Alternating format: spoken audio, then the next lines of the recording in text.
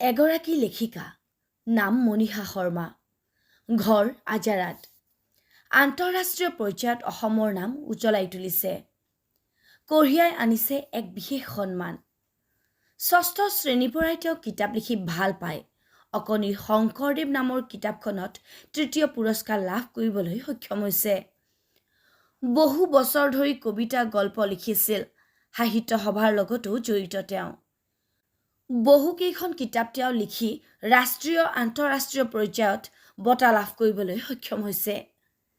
নমস্কাৰ, মোৰ নাম মনীষা শৰ্মা, মোৰ ঘৰ আজাৰা আৰু মই বৰ্তমান নৰ্থ ইষ্ট ফ্ৰণ্টিয়াৰ ৰেলৱেত চাকৰি কৰি আছো আৰু মই এতিয়া এগৰাকী সাহিত্যিক হিচাপে, লেখিকা হিচাপে, ঔপন্যাসিক, যিটো মই উপন্যাস লিখিছোঁ উপন্যাসিক হিচাপে আৰু কবি হিচাপেও মই পৰিচিত হৈছোঁ।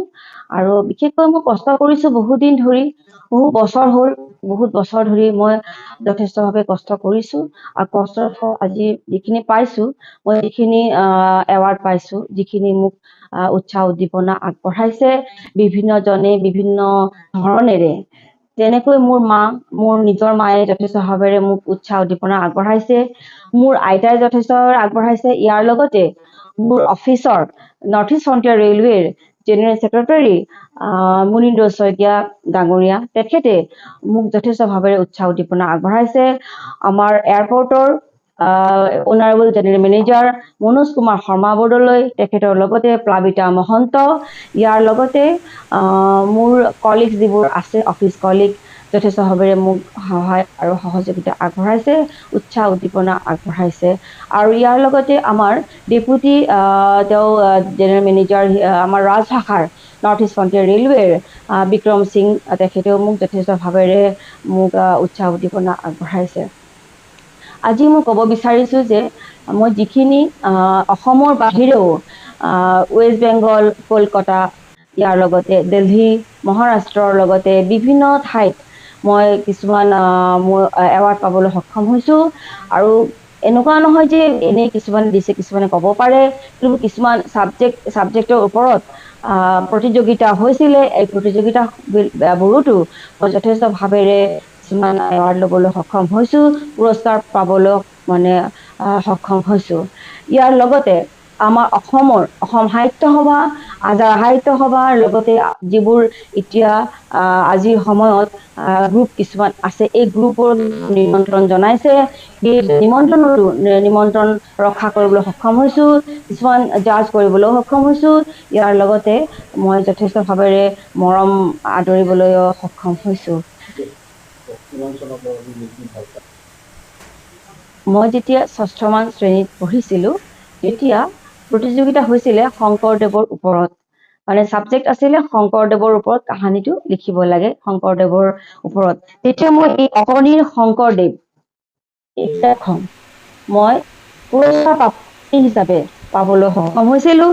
আপোনালোকে নিশ্চয় দেখা পাইছে, এইখনত লিখা আছে অকণিৰ শংকৰদেৱ তৃতীয় পুৰস্কাৰ শ্ৰী মনীষা শৰ্মা ৬ষ্ঠমান ক।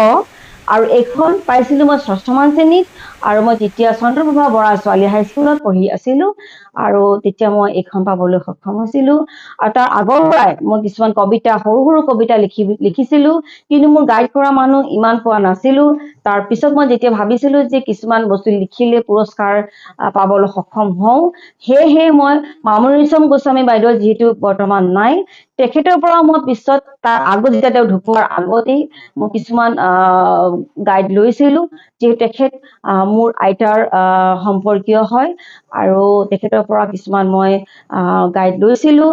মোক কিছুমান ছিনিয়ৰ যিবিলাক আছিলে, মোৰ এতিয়া যিখিনি পাইছোঁ বৰ্তমান সময়ত, সেই সকলেও মোক যথেষ্ট ভাৱেৰে উৎসাহ উদ্দীপনাৰে আগবঢ়াই লৈ যাবলৈ চেষ্টা কৰিছে। আৰু মই নিশ্চয় অসমৰ গৌৰৱ কঢ়িয়াই আনিব যিখিনি চেষ্টা কৰিছিলোঁ সেইখিনি মই পাইছোঁ। মোৰ মনৰ আশা কিছুমান পূৰ্ণ হৈছে, আৰু ভৱিষ্যতেও যাতে অসমৰ সুনাম কঢ়িয়াই আনিব পাৰোঁ তাৰ বাবে যথেষ্ট ভাৱেৰে মই চেষ্টা কৰিম।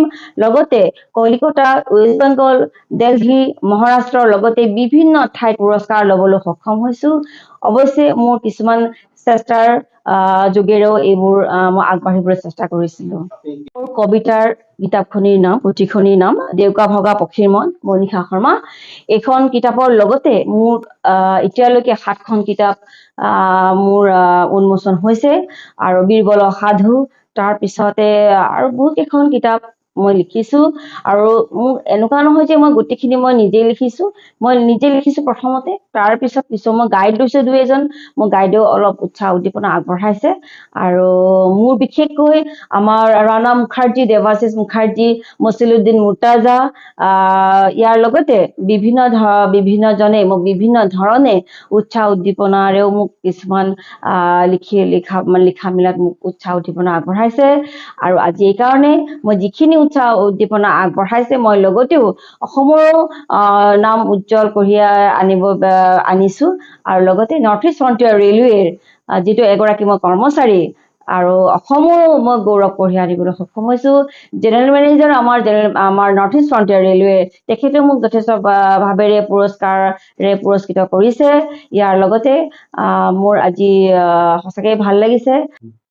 আৰু মই আশা কৰিছোঁ ভৱিষ্যতেও যাতে মই এনেধৰণে আগবাঢ়ি যাব পাৰোঁ। মোৰ অফিচৰ লগতে মোৰ আজাৰাৰ, মোৰ অসমৰ গৌৰৱ কঢ়িয়াই আনিব পাৰোঁ। আমাৰ অসম মই মানে ইমানেই ভাল পাওঁ যে অসমীয়া কথা যদিও কেতিয়াবা 2-এটা কথা কওঁতে ভুল হয়, তথাপিও মই অসমক সঁচাকৈ ভাল পাওঁ, ভাৰতবৰ্ষক ভাল পাওঁ।